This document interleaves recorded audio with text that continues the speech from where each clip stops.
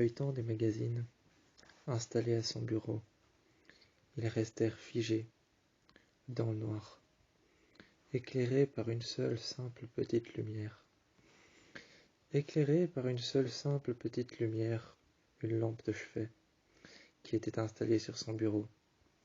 À côté de lui, il y avait des magazines de 100 pages, 200 pages, 300 pages et 800 pages.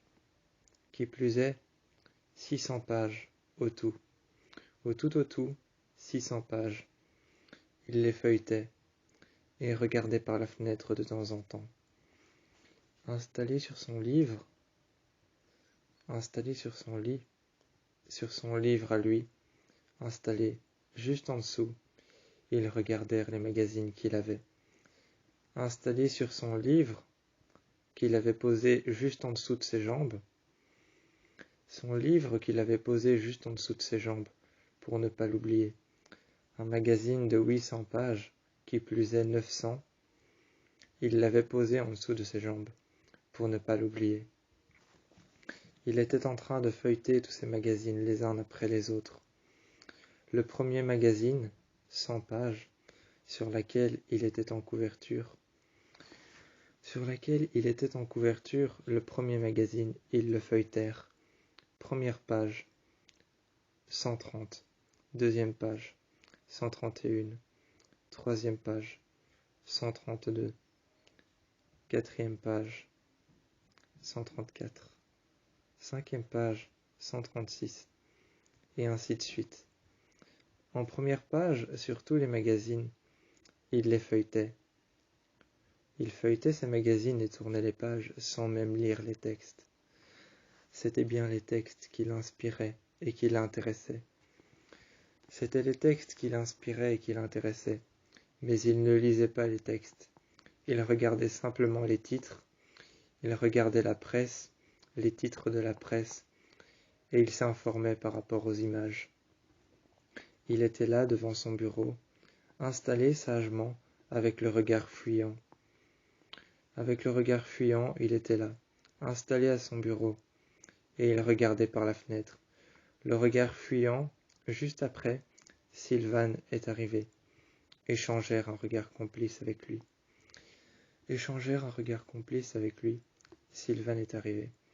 Il s'est installé, a pris un magazine, l'a simplement feuilleté, et a regardé la première page. Il a dit « Tu sais que tu es magnifique », déposant le premier magazine à côté. Le magazine numéro 56, ensuite numéro 59, ensuite numéro 53, puis le numéro 60. Il n'a pas arrêté de se poser des questions, posant ses mains sur ses épaules, posant ses mains sur ses pectoraux, posant ses mains sur ses jambes, posant sa main sur son bras. Il s'est finalement assis à côté de lui, échangèrent un regard simple et un regard complice.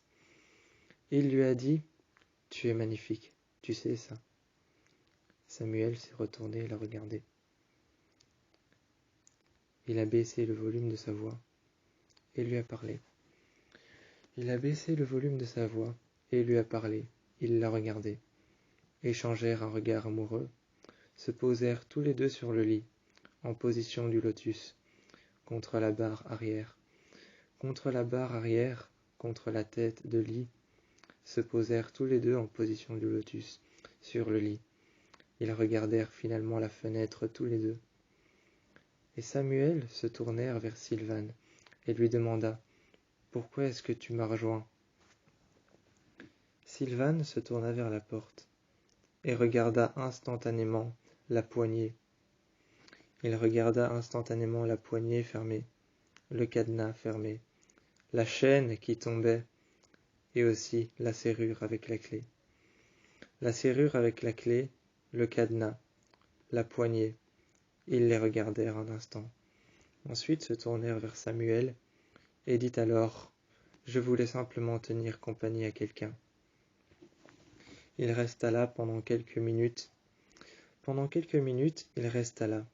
Ensuite, il défaisa le cadenas, défaisa la chaîne, enleva la clé, mit la clé dans sa poche. Tenu compagnie à Sylvan. Samuel tenu compagnie à Sylvan. Il enleva le cadenas, s'accroupit par terre. Sylvan s'accroupit par terre après avoir tenu compagnie à Samuel.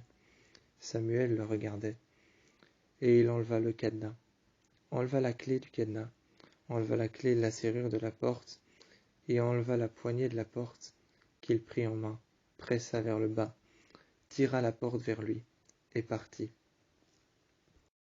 Gaël s'assied et refait sa coiffure châtain, regardant par la fenêtre. Regardant par la fenêtre, Gaël s'assied et refait sa coiffure châtain. Il regarde ainsi par la fenêtre. À côté, il y a Sylvan qui refait sa coiffure blonde. À côté, il y a Sylvan qui refait sa coiffure blonde en se regardant dans le miroir juste devant lui. Juste devant lui, il refait sa coiffure blonde en se regardant dans le miroir. Samuel, lui, refait sa coiffure brun foncé, avec une mèche bleue. Avec une mèche bleue foncée, il refait sa coiffure brun foncé. Il s'assied, pose son GSM. Ensuite, c'est au tour de Samuel, de Sylvan et de Gaël de poser leur GSM. La télé s'allume et une grande lettre N rouge apparaît. Une grande lettre N rouge apparaît, se multipliant en plusieurs couleurs. Se multipliant en plusieurs couleurs, une grande lettre rouge N apparaît. Il n'y a qu'un seul compte. Samuel prend alors la télécommande. Samuel prend la télécommande et allume la télé. Il appuie sur le compte qui est présent et qui apparaît sur la télé. Un compte sur lequel il est écrit « Famille ». Il appuie dessus et arrive. Choisit une série qui s'appelle Copycat Killer. Il choisit une série qui s'appelle Copycat Killer. Un épisode commence. Un homme avec un masque apparaît, assis sur une chaise derrière une cage. Assis sur une chaise derrière une cage, l'homme rigole. Mais ce n'est pas un rire sympathique. Il regarde la série et s'assied, se redresse dans le fauteuil, regarde par la fenêtre. Samuel regarde par la fenêtre. Sylvan se penche pour faire la même chose. Gaël se lève et va fermer les rideaux. Ils sont dans le noir complet, y compris une seule lampe. Qui éclaire légèrement le côté. Cette lampe chauffe de plus en plus. Elle chauffe, chauffe et chauffe. Elle devient brûlante, de plus en plus chaude. Au fur et à mesure de la soirée, Gaël, qui est assis juste à côté de la fenêtre, ressent la chaleur de cette lampe. Gaël, qui est assis au fur et à mesure de la soirée à côté, ressent la chaleur de cette lampe. Juste à côté de Gaël, il y a Sylvan. Gaël lui fait un petit coup d'épaule. Gaël lui lance un petit coup d'épaule et regarde Sylvan. Sylvan refait sa coiffure blonde et lui dit « Quoi, qu'est-ce qu'il y a ?» avec la main dans les cheveux. Avec la main dans les cheveux, refaisant sa coiffure blonde, il lui dit « Quoi, qu'est-ce qu'il y a ?» se tournant vers lui. Il lui demande s'il ne veut pas échanger ses places. Et ils échangent les places. Il va tout de même réouvrir les rideaux, et la lumière de la lune entre à l'intérieur. La lampe éclairée, allumée. La lampe éclairée, allumée, est en train de scintiller de mille feux, mais elle est chaude, très chaude. À côté, Sylvan regarde la lampe et commence à se demander si c'est normal. Il se tourne vers Samuel, qui lui regarde l'écran, très attentivement. Très attentivement, il regarde l'écran. Il ne regarde ni la fenêtre, ni Gaël, ni Sylvan, encore moins la lampe sur le côté. Encore moins la lampe sur le côté, encore moins la fenêtre, encore moins les rideaux fermés. Il regarde uniquement la télévision allumée. Il la regarde attentivement et a la télécommande en main. Il serre très fort la main de Gaël et très fort la main de Samuel à côté de lui. Samuel serre très fort la main de Sylvan à côté de lui et très fort la main de Gaël. Il regarde la télé. Ce n'est pas parce qu'il a peur, c'est parce qu'ils sont là. Samuel serre très fort sa propre main. Samuel serre très fort sa propre main, sa main gauche avec sa main droite. Il serre très fort la main de Sylvan et la main de Kaël. Ce n'est pas parce qu'il a peur, c'est parce qu'ils sont là. Il regarde Copycat Killer et pense alors à l'épisode de Saw, l'épisode 1. Il pense à l'épisode de Saw, l'épisode 1, et il les regarde, se tourne vers eux et il leur pose la question. Est-ce que ça ne vous fait pas penser à Saw? Kaël et Sylvan se regardent. Sylvan recoiffe encore une fois ses cheveux blonds, gardant sa main dans ses cheveux, dans sa coiffure. Il recoiffe ses cheveux blonds. Gardant sa main dans sa coiffure, il regarde Kaël. Kaël recoiffe ses cheveux, prend son GSM, l'éteint et le met dans sa poche. Il regarde Samuel et dit « Oui, effectivement », avec un ton sûr et affirmé. Avec un ton sûr de lui et un ton affirmé, il dit « Oui, effectivement, ça fait penser à Saw ». Ruby arrive avec deux femmes en noir. Ruby arrive avec deux femmes en noir. Elle s'installe et croise les jambes. Elle est coiffée d'une coiffure simple, coupée au niveau des épaules.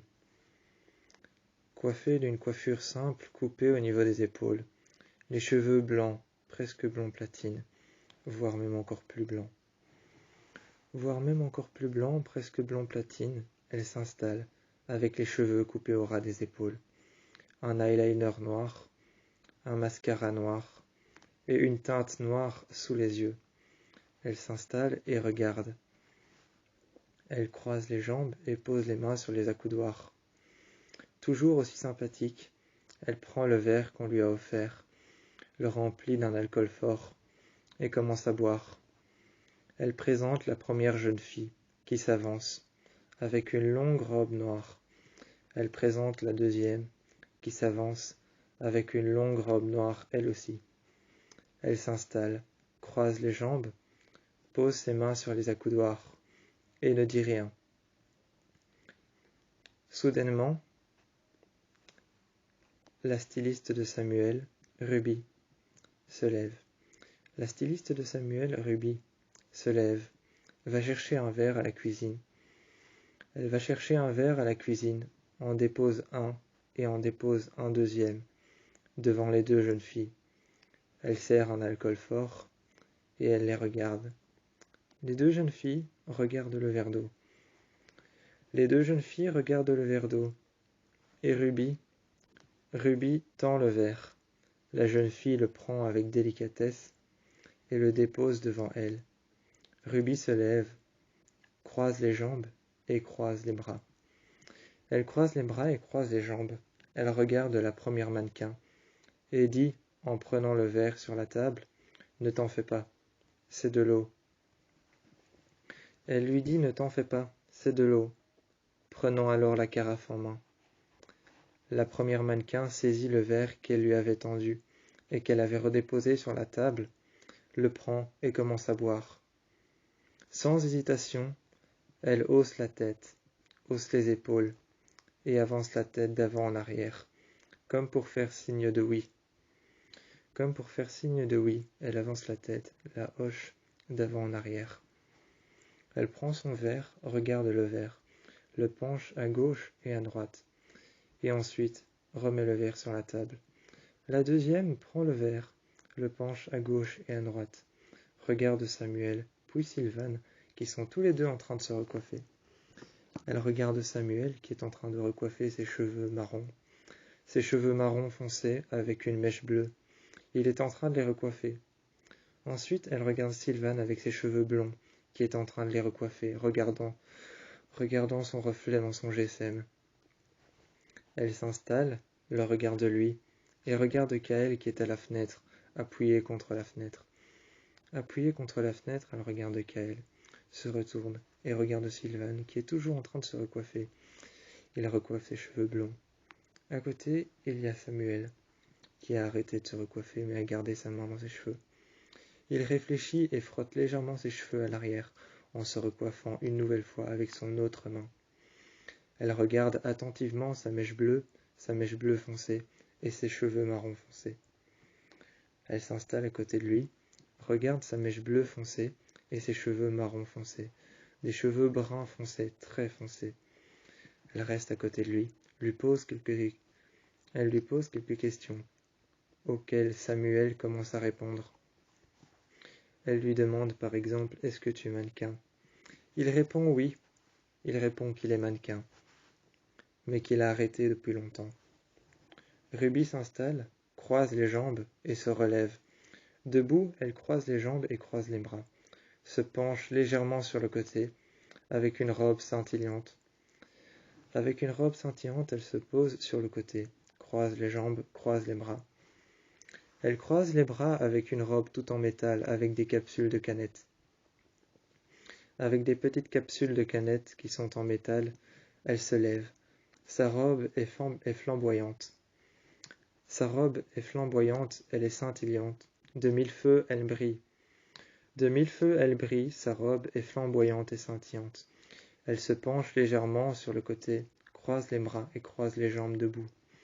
Elle regarde Samuel avec ses cheveux blond platine presque blanc, coiffés à ras et coupés à ras au niveau de ses épaules, avec son eyeliner noir et son mascara noir, la teinte noire sur ses yeux, elle le regarde. Elle remet du rouge à lèvres très pétillant et très rouge sur ses lèvres, sourit, le remet dans son sac, regarde Samuel et dit à ces jeunes femmes que oui, il est mannequin, mais qu'il n'a pas arrêté. Il lève les yeux au ciel, hausse les épaules et la regarde. Il s'installe au pulse et Ruby rentre. Ruby rentre et il s'installe au pulse. Il s'installe au pulse et Ruby rentre. Avec sa longue robe, elle s'installe.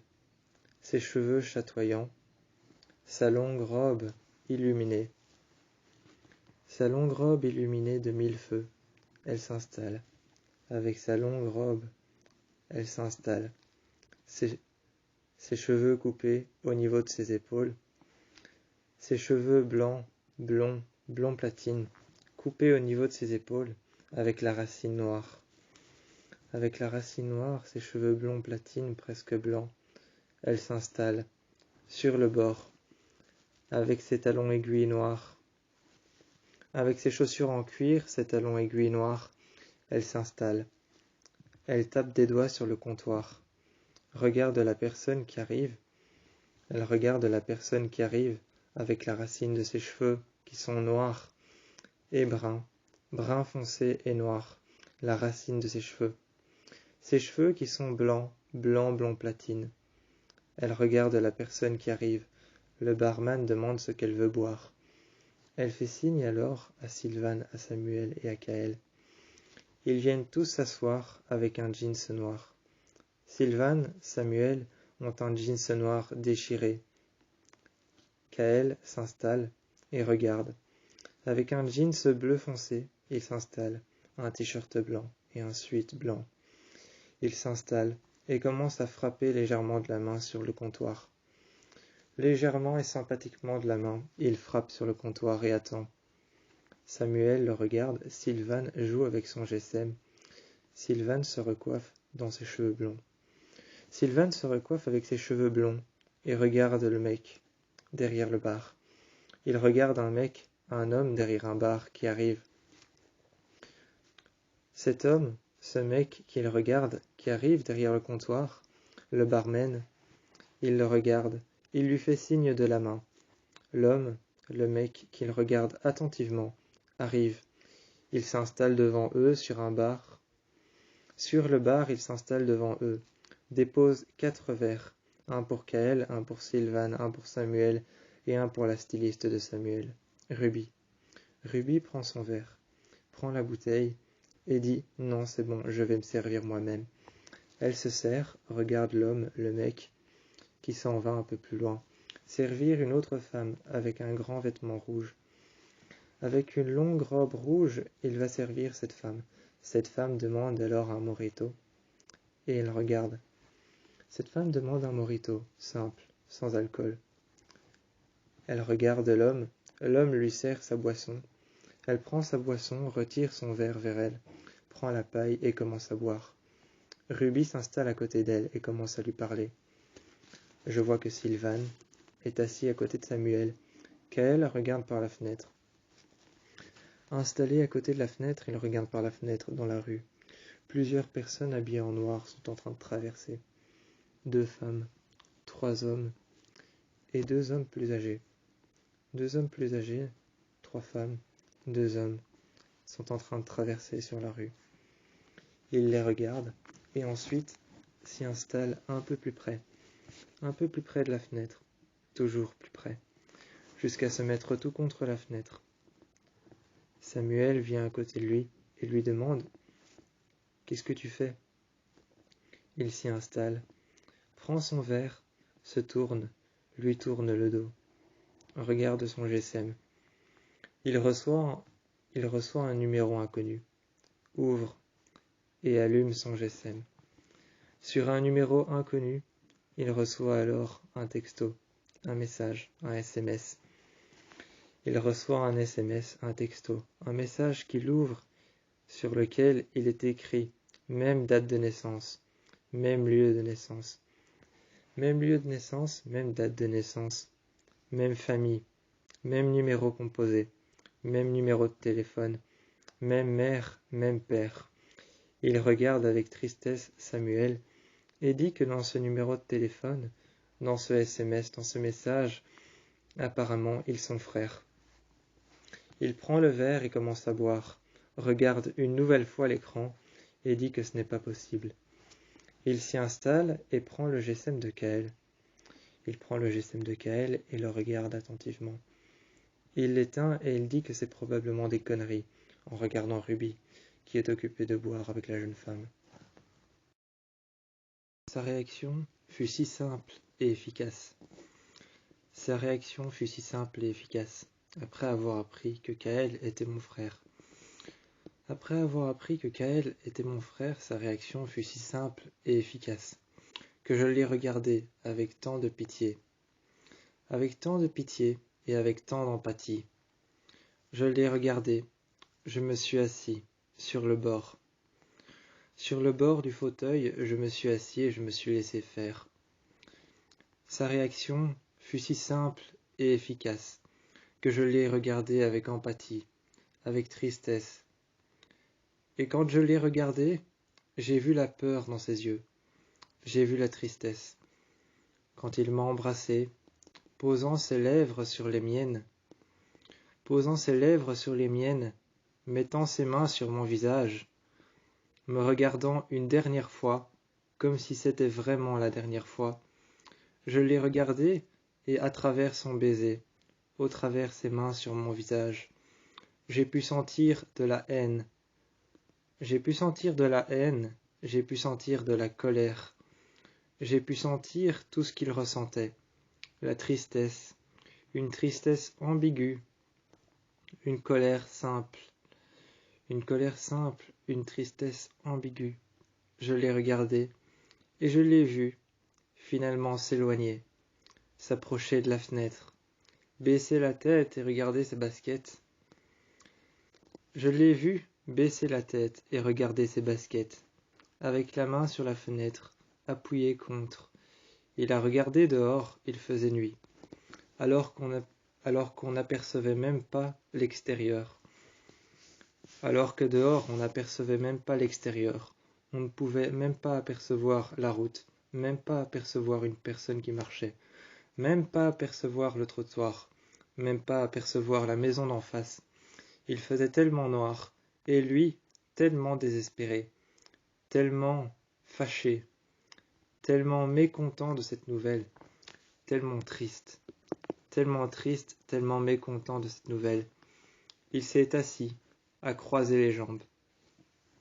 Il a croisé les jambes, il s'est assis. En position du lotus, je me suis mis à côté de lui. Je me suis mis en position juste à côté de lui, en position de présentation. En position de présentation à côté de lui, les pieds vers le bas, les genoux à terre, les mains sur le sol.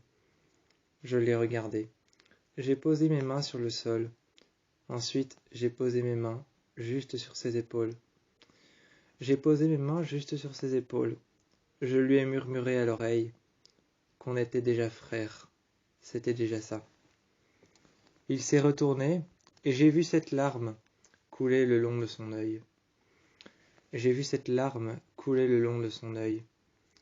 Je voyais qu'il essayait de se retenir de pleurer, mais les larmes coulaient déjà à flot. Les larmes coulaient déjà à flot. Les larmes étaient déjà au bord de ses yeux. Il était déjà en train de pleurer. Il se retournait vers moi, et il m'a dit une seule chose. Il a répété ce que j'avais dit.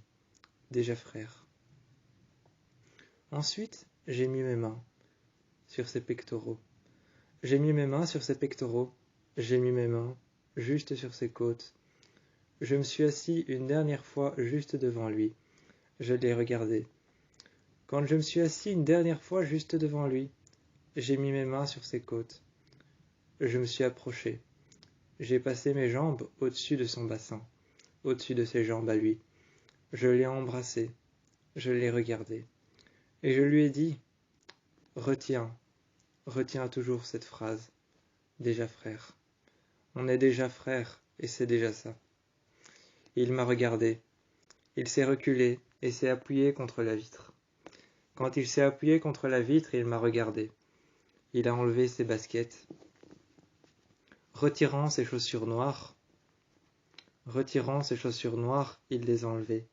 Des Nike. Des Nike qu'il a retirées. Enlevé le scratch. Retiré les lacets. Il a retiré les lacets à double et à triple nœud. Il a enlevé les lacets à double et à triple nœud. A retiré le grand scratch qui entourait la chaussure. Il y avait ce scratch au-dessus qui encerclait la chaussure. Il l'a enlevé, il l'a retiré, a passé le scratch dans une petite issue sur le côté. Une issue en métal. Il l'a passé dedans, a retiré le scratch, et ensuite a retiré les lacets, les doubles et les triples nœuds. Il les a retirés. La petite issue en métal, sur le côté de la chaussure, et il y avait le scratch dessus. Il m'a regardé, a posé ses chaussures un peu plus loin, et a dit « Déjà frère, c'est déjà ça ». Il s'est levé et est parti s'allonger sur le lit. Elle, couchée sur le lit, en jeans déchirés et en t-shirt déchiré, regarde par la fenêtre. Il regarde par la fenêtre en t-shirt déchiré et en jeans déchirés, avec ses baskets noires qu'il a remis. Il a remis ses baskets noires, ses Nike. On voit que dans l'issue du scratch, il a passé le scratch et il l'a mis. Il a refait les lacets, les doubles nœuds et les triples nœuds. Je le regarde, couché sur le flanc droit. Je le regarde en train de regarder par la fenêtre. Ensuite, je m'assieds à côté de lui. Je pose mes mains en arrière et je le regarde. Je lui dis, tu sais, Kaël, avec un timbre de voix plutôt calme. Avec un timbre de voix plutôt calme et plutôt apaisé. Je lui dis, tu sais, Kaël, t'as appris ça par ton GSM. Kaël se relève et s'assied à côté de moi. Il me regarde, attristé, essuie ses larmes et me dit « Eh !» Comme si ça n'avait rien d'important. Comme si ça n'avait rien d'important. Il hausse les épaules, se tourne vers moi, essuie ses larmes à son œil droit, essuie ses larmes à son œil gauche, et me dit « Eh !» en haussant les épaules. Je le regarde, je prends sa main, je serre fort sa main, et je retire son GSM de son autre main. Il me regarde, et il n'était uniquement que concentré sur le fait que je serre sa main. Il n'était que concentré sur le fait que je serre sa main. Et je prends son GSM. Je le pose à côté de moi. Je regarde Kaël et je lui dis « Tu vois, là je t'ai serré la main. Tu t'es uniquement concentré sur la douleur que tu ressentais. Tu t'es uniquement concentré sur le mal, sur la douleur que j'exerçais sur ta main. Et ça c'est parce que t'es triste. Je me suis recoiffé. J'ai passé ma main dans mes cheveux blonds et je l'ai regardé. J'ai passé ma main dans mes cheveux blonds. Je l'ai regardé. Je me suis assis à côté de lui. Quand je me suis assis à côté de lui, j'ai exercé une douleur sur sa main, en appuyant sur le dos de sa main. En appuyant sur le dos de sa main, j'ai exercé une douleur. J'ai déposé son GSM, juste devant lui, sur la table. Sur la table, juste devant lui, en exerçant une douleur sur le dos de sa main. J'ai posé son GSM devant. Et je lui ai dit, tu vois, là encore une fois, tu t'es concentré uniquement sur la douleur que tu ressentais. Tu t'es concentré uniquement sur le mal que tu ressentais. Et ça, c'est parce que tu es triste.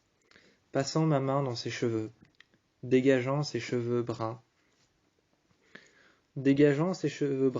ses cheveux châtains, je l'ai regardé et je lui ai dit, arrête de te concentrer sur la douleur, arrête de te concentrer sur le mal, concentre-toi sur autre chose. Je l'ai regardé, recoiffant mes cheveux blonds, j'ai pris mon GSM et j'ai pris le sien. Je lui ai dit, ton GSM, c'est quoi? Il m'a répondu que c'était un smartphone. Je lui ai dit, oui, et un smartphone, c'est quoi? Il m'a regardé. Et il m'a dit qu'il ne comprenait pas où je voulais en venir. Ensuite, je lui ai dit, imagine, je t'appelle. Imagine, je t'appelle, de au bout de la rue. Quand tu vas décrocher, ton GSM, c'est quoi? Il me répond alors, un cellulaire. Quand il me répond que mon GSM, c'est un cellulaire, je le regarde et je lui dis, effectivement. Ton GSM, c'est un cellulaire. Et cellulaire, ça veut dire que ton GSM fonctionne avec Internet. Il me regarde, recoiffe ses cheveux, s'installe en position du lotus devant moi.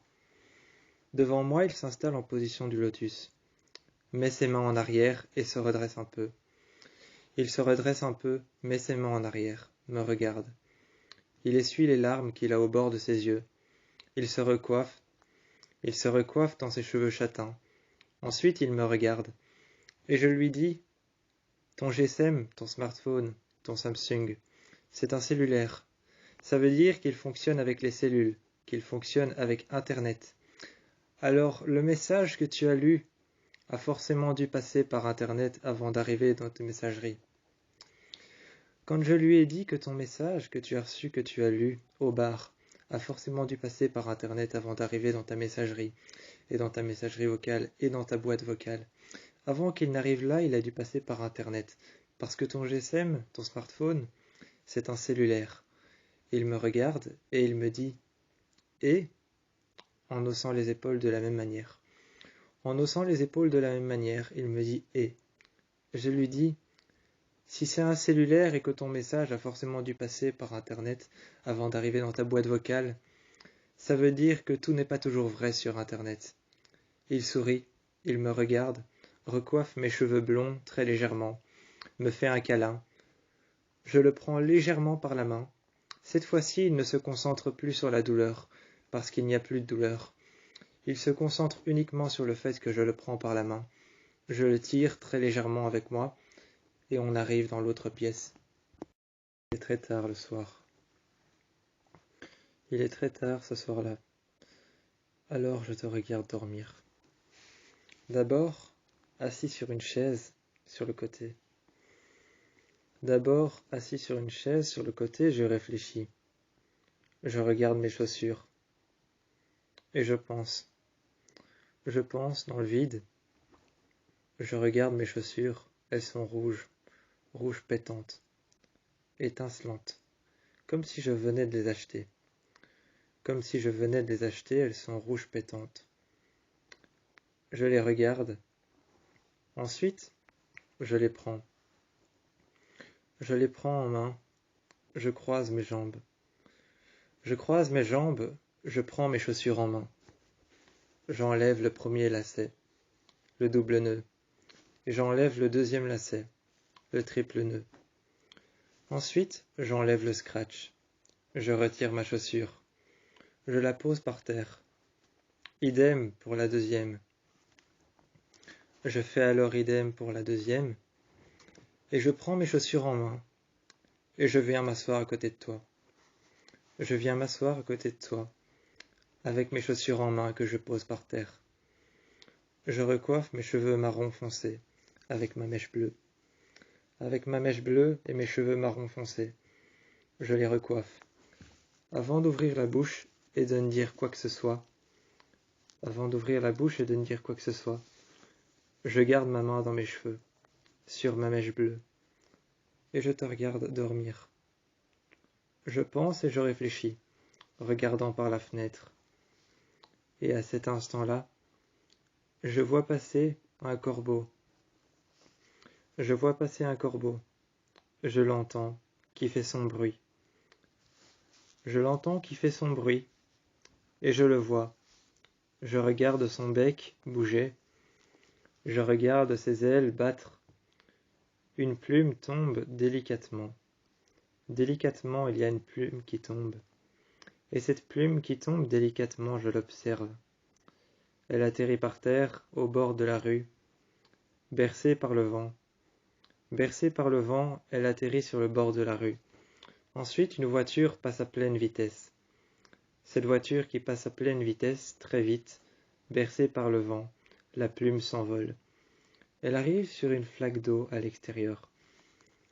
Il y a cet égout dans lequel se versent et se déversent des litres d'eau.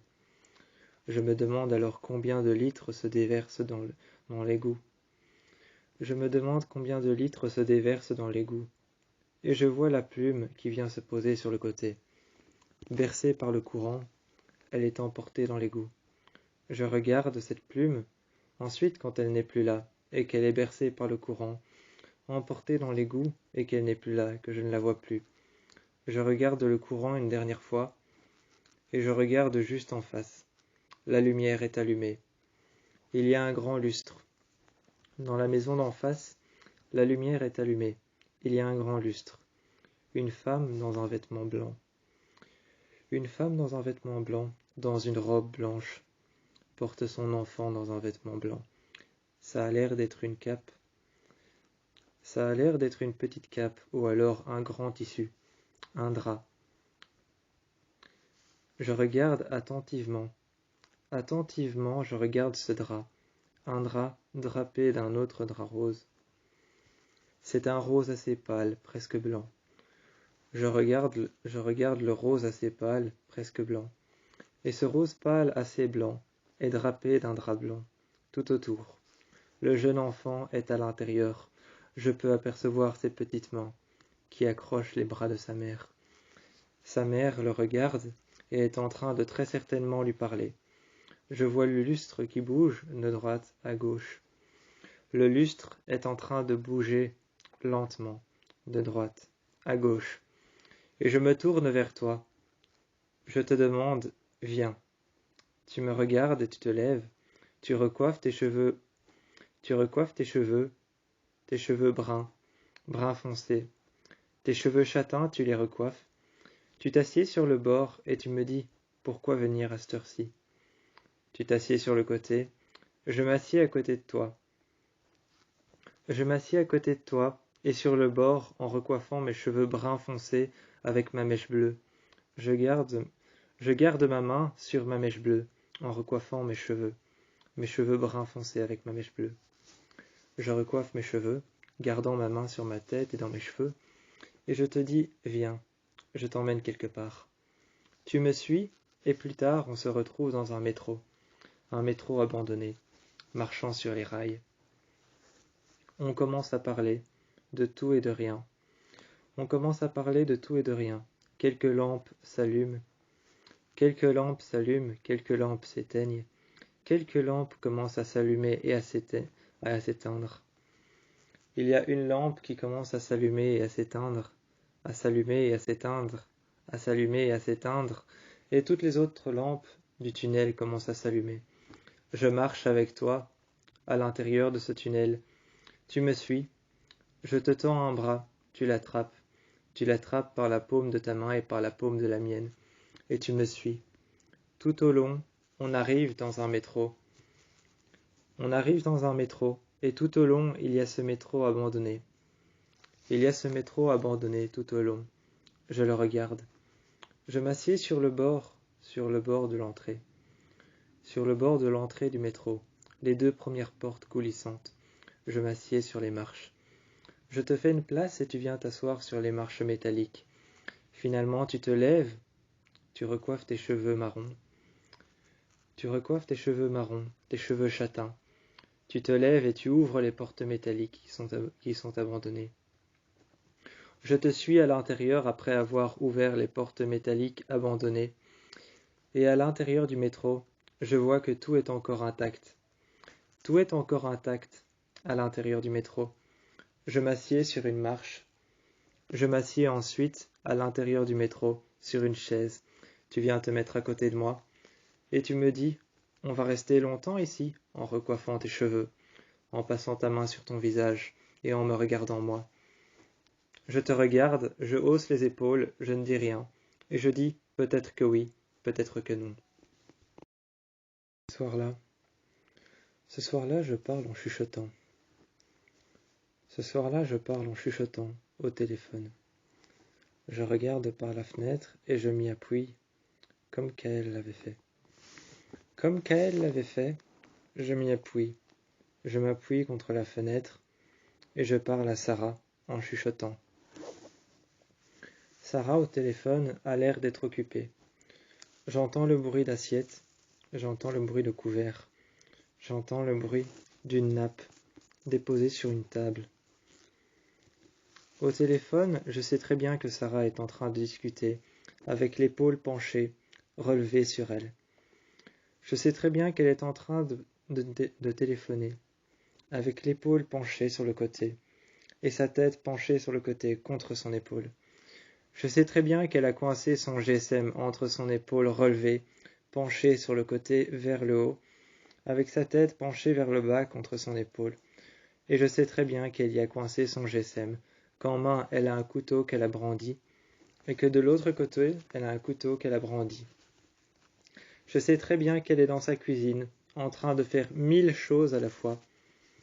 Je sais très bien que Sarah est en train de faire 1000 choses à la fois, que en main elle a un couteau qui fait la taille de son avant-bras, et qu'à côté elle a un petit couteau qui ne fait même pas la taille de sa main. Et elle est en train de me parler, faisant 1000 choses à la fois, déposant des assiettes sur la table, déposant la nappe sur une autre table, essayant d'attraper le lustre pour une quelconque raison, essayant d'attraper le lustre, pour une quelconque raison, essayant de nettoyer et de polir le chandelier, essayant de polir le chandelier, pour une quelconque raison, essayant de nettoyer son 2e chandelier. Elle les pose les uns à côté des autres, un chandelier en bois et un chandelier en métal. Sur les têtes de chandelier, il y en a 5. Elle dépose des bougies, et je peux très bien l'entendre, parce qu'elle est en train de marcher. J'entends qu'elle ouvre des tiroirs, j'entends qu'elle dépose les bougies sur le chandelier en bois, j'entends qu'elle dépose les bougies très délicatement et simplement. Elle dépose les bougies et les installe sur les têtes de chandelier. Au téléphone, je sais qu'elle est occupée. Je sais qu'elle est occupée au téléphone, coincée entre son épaule et entre sa tête, et entre son cou. En main, elle a un couteau de cuisine assez grand pour faire la taille de son bras.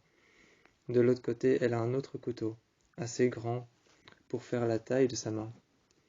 Elle est occupée à mettre une nappe sur une table, occupée à déposer des assiettes, peut-être 6, peut-être 8, peut-être 9, peut-être même 10, ou alors 3 seulement. Elle est occupée à faire tout ça. Je sais très bien qu'elle est occupée avec des objets pointus dans sa cuisine, qu'elle sort quelque chose du four qu'elle a cuisiné, parce qu'elle cuisine tout le temps. Elle cuisine tout le temps, elle est occupée sûrement à préparer quelque chose qu'elle sort déjà du four et qu'elle met dans un plat. Je téléphone et je souris. Je vais voir Kaël et je lui dis à Kaël, quand je vais le voir, il dort, il est avec Sylvane.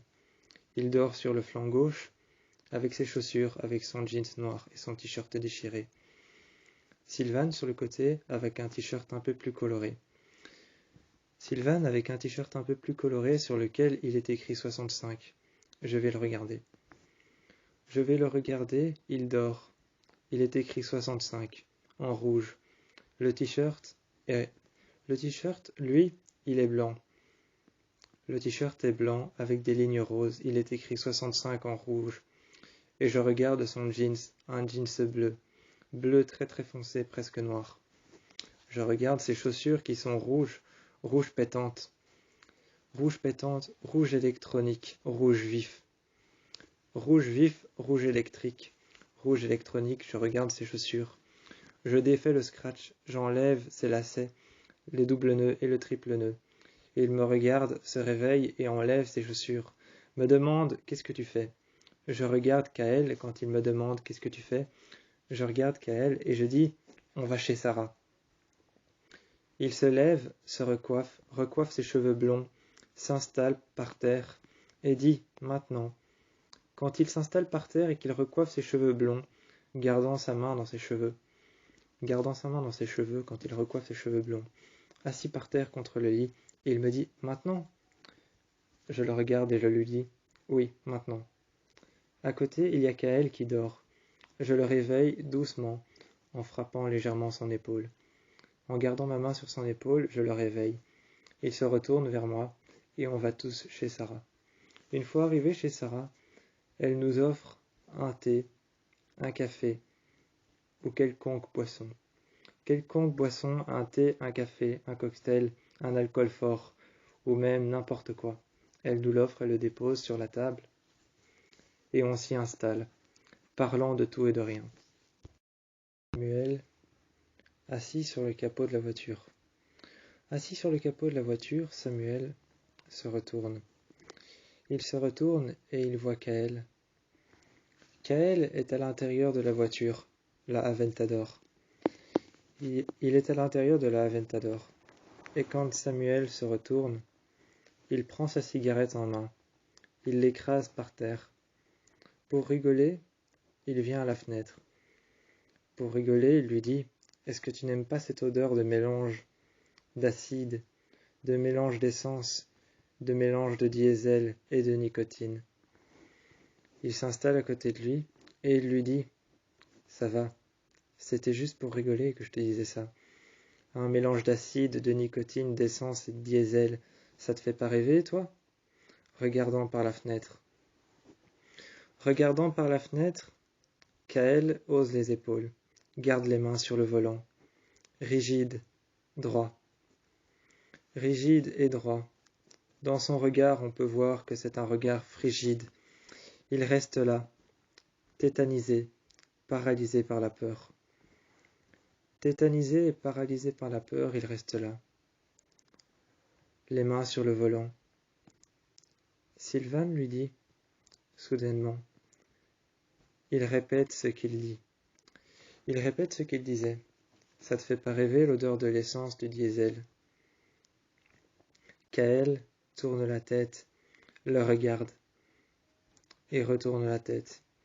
Il regarde devant lui, et pour rire, Samuel, il dit « Tu veux pas qu'on prenne la petite sœur de la Aventador ?» Il se retourne, et s'installe à côté de lui. Ensuite il sort, et il va chercher Sylvane. Il lui demande de faire quelque chose. Il se coiffe, et passe sa main dans ses cheveux blonds. Ils se regardent dans la salle de bain. Dans la salle de bain, tous les deux, ils se regardent. Ensuite, Sylvane se regarde dans le miroir. Et il dit « Qu'est-ce que tu veux que je fasse ?» Appuyer sur l'évier. Appuyer sur l'évier, sur le rebord de l'évier. Ils se regardent d'abord tous les deux. Ensuite, Sylvane regarde le miroir. Et il dit « Qu'est-ce que tu veux que je fasse ?» Samuel s'appuie sur l'évier, s'assied sur le bord de l'évier, et le regarde. Il appuie sur sa main et il dit « Je sais pas, dis quelque chose, fais quelque chose. Avec moi, ça n'a pas fonctionné. » Il s'installe sur le bord du lit, en pliant des vêtements, en pliant un t-shirt, en pliant un jeans, en rabattant un pull, en pliant un pull, un sweat, en pliant un jeans et un t-shirt, Il dit « Qu'est-ce que tu veux que je dise? Qu'est-ce que tu veux que je fasse ?» Il regarde par la fenêtre, Kael est toujours à l'intérieur de la voiture. Les mains serrées sur le volant, il regarde à l'avant, et il n'a jamais retiré son regard. Il regarde à l'avant et il n'a jamais retiré son regard de là où il regardait. Sylvain arrive, ouvre la porte, et il s'installe. Et il lui dit « Moi, tu sais, ça me fait pas rêver l'odeur de la nicotine. Ça me fait pas rêver l'odeur de l'essence. Et ça me fait pas rêver l'odeur du diesel. » Kael le regarde et lui dit, tout simplement, avec dédain et avec haine, il lui dit sans plus. Sans plus, il lui fait ce petit geste et ce petit mot. Ce petit mot et ce petit geste. Et il ne dit rien d'autre de plus. Ensuite, Sylvain se lève et arrive. Il arrive un peu plus loin. Il s'assied sur le lit et Samuel, empressé de savoir ce qu'il s'est passé, Sylvain dit qu'il n'a rien dit d'autre que Il lui dit alors qu'il n'y a rien dit d'autre que ça, d'un air insatisfait d'ailleurs, précisant qu'il a dit ça d'un air insatisfait, qu'il a simplement haussé les épaules et que son mot ça n'a été que et c'était tout, d'un air très insatisfait, voire même peut-être dédaigneux avec peut-être un peu de haine,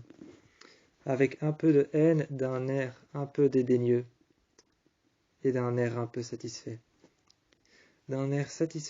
satisfait de ne rien faire, satisfait de regarder devant lui, mais d'un air insatisfait pour nous.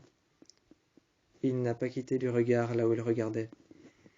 Ensuite, il s'en va avec la voiture.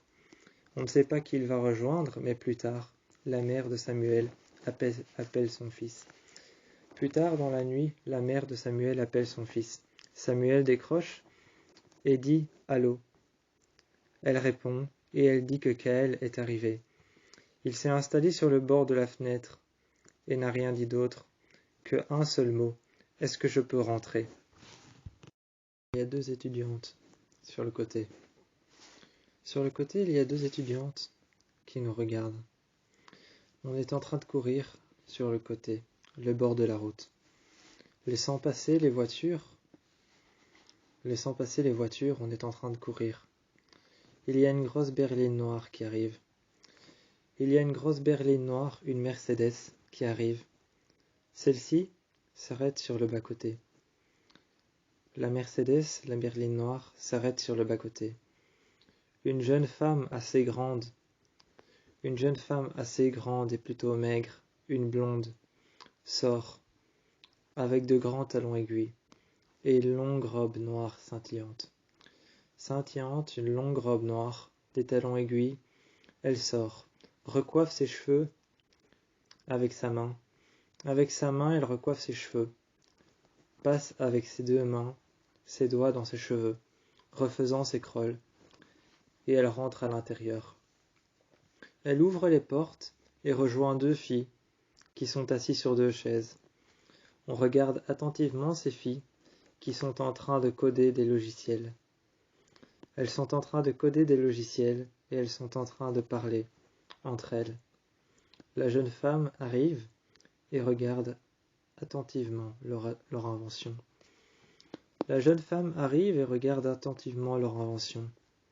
Elle juge, se frottant le menton, se frottant légèrement les pommettes.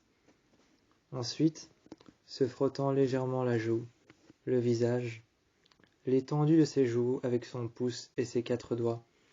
Elle se frotte les joues et le visage. Ensuite, elle part un peu plus loin. Elle remarque deux hommes, deux jeunes étudiants, qui eux aussi sont en train de faire une mise à jour sur leur PC. Deux jeunes étudiants qui sont sûrement soit peut-être frères et sœurs, soit peut-être simplement amis ou alors voire même peut-être ensemble, ils sont en train de faire une mise à jour sur un PC. Un PC posé sur une table. Il est écrit dans 5 minutes la mise à jour sera finie. Il est écrit dans 5 minutes la mise à jour sera finie. Elle sera à terme. La jeune femme tourne autour des deux hommes et regarde leur invention. Un peu plus loin, elle s'arrête. Elle monte une estrade et s'installe sur une chaise. Quand elle monte cette estrade, elle est radieuse, splendide. Arrivée juste au-dessus. Elle se met juste devant une table, s'installe, les bras croisés sur la table, et commence alors à retirer sa veste. Elle s'installe juste devant la table, croise les bras, et retire sa veste. D'un air sérieux, elle s'y installe. Une bouteille d'eau est mise juste à côté d'elle. Un verre d'eau et une carafe vide sont mis juste à sa droite. À sa gauche, il y a un micro, et il y a un bouton rouge. La jeune femme s'installe, retire sa bague, retire son collier. Un collier avec une croix, un collier en or. Elle retire ce collier en or, elle retire sa bague et retire son autre bague. Elle a une bague en or simple, une bague de fiançailles. Elle a une autre bague un peu moins simple avec quelques diamants. Elle a une bague en or avec un diamant, une bague en or avec un rubis, une bague en or avec un émeraude. Elle retire alors une bague en or avec un émeraude, une bague en or avec un rubis, une bague en or avec un saphir. Elle les enlève toutes les trois et retire sa bague de fiançailles qu'elle dépose dans le même pot. Il y a une personne qui récupère ses bijoux, ses bagues, et qui s'en va avec le petit pot. Elle demande alors au jeune homme de revenir, et le jeune homme s'empresse de revenir, déposant ainsi le pot juste à côté d'elle. Elle enlève son collier avec la croix et la dépose à l'intérieur. Elle s'y installe, déposant son collier à l'intérieur. Elle commence à parler, appuie avec son doigt sur un bouton rouge et commence à parler à travers le micro. À travers le micro, elle commence à parler. Sa voix résonne dans toute la salle. On se dirige vers les deux femmes qui sont installées et qui sont en train... Deux femmes sont en train de travailler sur un logiciel. On se dirige vers les deux femmes en courant. On commence à faire du surplace et on demande aux deux femmes qu'est-ce que c'est. C'est une grande boîte en verre. Elles expliquent.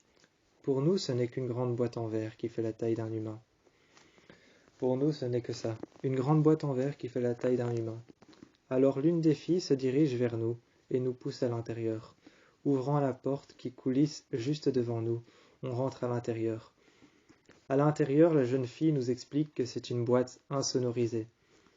C'est une boîte insonorisée. Elle explique alors que cette boîte est insonore. On ne peut pas entendre à l'extérieur quand quelqu'un est à l'intérieur. Tous les deux, on commence à parler du fait que Kael soit mon frère. Quand elles sont sorties, elles sont ravies parce que leur expérience fonctionne. Sylvan invite Kael à faire du vélo. Sylvan invite Kael à faire du vélo et ils se retrouvent un peu plus loin, après avoir traversé les sentiers. Tout d'abord, Sylvan dit à Kael « Il va falloir qu'on fasse les sentiers à pied. Ensuite, on reviendra et on prendra les vélos. » Kael ne fait qu'un signe de la tête et ne répond pas. Ils font les sentiers à pied et marchent. Une fois qu'ils ont fait les sentiers à pied, ils arrivent juste au bord de la route. Ils s'installent, et les deux jeunes filles qu'ils avaient croisées pour tester leur expérience arrivent. Les deux jeunes filles arrivent et s'installent à côté. Elles regardent Kael qui a l'air triste et elles leur demandent qu'est-ce qui se passe. Sylvan se met entre Kael et entre les filles. Et il dit tout simplement qu'il sait qu'il ne veut pas en parler et qu'il n'en parlera pas, surtout si c'est des personnes qu'il ne connaît pas, qui lui demandent. Alors il se lève. Les filles se lèvent aussi et suivent Sylvan. Sylvan s'assied un peu plus loin, juste devant une grande maison. C'est une grande maison blanche. Les filles regardent la maison blanche et s'y installent. C'est une maison blanche en bois. Il n'y a pas de mur, il n'y a pas de fenêtre. Il n'y a pas de mur, il n'y a pas de fenêtre. Il n'y a que des murs porteurs. Il y a des murs porteurs. Il y a un grand mur porteur au centre, un deuxième au centre du premier, et un troisième un peu plus loin. Il y a un troisième un peu plus loin qui finit la maison derrière. Il y a un premier mur porteur devant, qui ouvre la maison avec une porte. Et à l'intérieur, il y a un deuxième mur porteur, qui fait une croix avec le premier, qui se dirige en profondeur dans la maison. Il se dirige en profondeur dans la maison comme un couloir. Comme un couloir, il se dirige en profondeur dans la maison, c'est le premier mur porteur qu'on voit. Juste entre, il y a un autre mur porteur un peu plus loin. Si on enlèverait le dessus de la maison, ça ferait une croix. À l'intérieur, il se pose et il s'installe. Les jeunes filles dans le premier compartiment. Dans le premier compartiment de la maison, les jeunes filles allument une bougie. Dans le deuxième compartiment de la maison, elles allument 2 bougies. Dans le deuxième et le troisième compartiment de la maison, elles en allument 3. Et dans le quatrième et le dernier, elles en allument 5. Il y a 5 bougies dans le premier, 2 dans le dernier, 3 dans le second et 1 dans le premier. Elles ont allumé 1, 2, 3 et 5 bougies à l'intérieur de la maison. Ils s'y installent et elles commencent à parler. Ils s'y installent et elles commencent à parler. Elles se mettent en cercle et tendent les mains à Kaël. Elles tendent les mains à Kaël, elles se mettent en cercle dans le premier. Et elles disent, c'est une expérience. Elles disent que c'est une expérience qui n'est pas psychologique, mais une expérience mentale, pour savoir comment il va, à quel degré il est triste. Elle regarde Kaël dans les yeux, et elle dit tout simplement que c'est uniquement pour savoir à quel degré il est triste. Dans le premier compartiment, ils peuvent dire tout ce qu'ils veulent. Alors Kaël explique dans le premier compartiment de la maison, la première pièce, sûrement le salon dans le premier compartiment de la maison. Il explique qu'apparemment il serait le frère de son petit copain. Les jeunes filles font comme si elles n'avaient pas compris et s'installent dans le deuxième compartiment, sûrement une chambre. Dans le deuxième, il peut expliquer avec un peu plus d'audace. Ce qu'il pense. Énervé, il explique. De fond en comble, avec tous les détails qu'il peut. Elle les regarde et elles font semblant d'avoir vraiment compris. Avec beaucoup d'audace. Avec beaucoup d'empathie, elles font vraiment semblant d'avoir compris. Avec beaucoup d'audace, il explique. Il ose. Il prend tous les mots qu'il veut. Il prend tout le temps qu'il veut. Et il explique. Avec de l'audace. Il ose. Il utilise les mots. Il utilise tout ce qu'il peut. La colère, la haine, le désarroi. Le désarroi, la colère, la haine, il utilise tout ça contre les mots. Et il explique qu'il est vraiment fâché d'avoir découvert qu'il soit son frère. Dans le troisième compartiment, elle dit qu'il ne peut que utiliser quelque chose. Dans le deuxième compartiment, il devait expliquer comme il le ressentait. Et dans le troisième, il ne peut que utiliser une seule chose, la colère. Alors il explique avec la colère. À sa gauche, il y a un miroir. Il regarde le miroir et frappe dessus. Les jeunes filles s'attardent à prendre sa main. Et recousent alors tout de suite sa main. Elles lui font alors un nœud. elles lui font un nœud, un autre nœud et un deuxième nœud. Elles lui font alors une belle cicatrice qui s'est posée sur sa main. Une belle cicatrice vient se poser sur sa main après qu'elle lui ait fait des nœuds avec un fil. Avec un fil et une aiguille, elles essayent de jouer au médecin. Elles lui font un nœud et elles lui passent alors le fil et recousent alors tranquillement sa main. Avec les moyens du bord, dans cette maison abandonnée, elles prennent un fil et une aiguille et elles lui cousent alors la main. Elles déchirent alors sa veste. Elle déchire sa veste et son t-shirt et passe autour comme un bandage. Il passe autour de sa main comme un bandage. Lui s'est exprimé en frappant sa main dans un miroir. Sur le côté, il s'exprime avec son autre main en frappant dans un mur. Elle prend alors un autre t-shirt par terre, un t-shirt qui appartenait aux personnes qu'il y avait là, et l'entoure autour de sa main.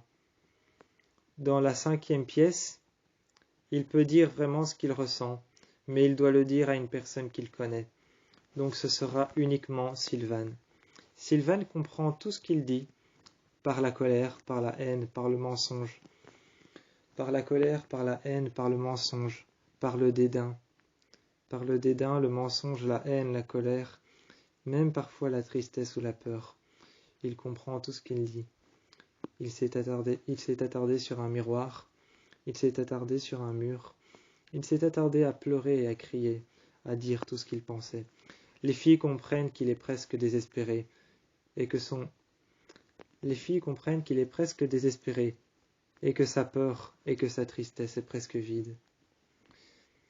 Elle se lève et elle termine l'expérience en soufflant toutes les bougies. Elles se mettent à côté de Sylvan dehors et elles disent qu'il va falloir l'aider, parce que sa haine, sa colère, son dédain et sa tristesse est presque épuisée. Elle prend la Porsche Macan et s'en va. Les mains sur le volant, il ne se retourne même pas pour regarder la maison.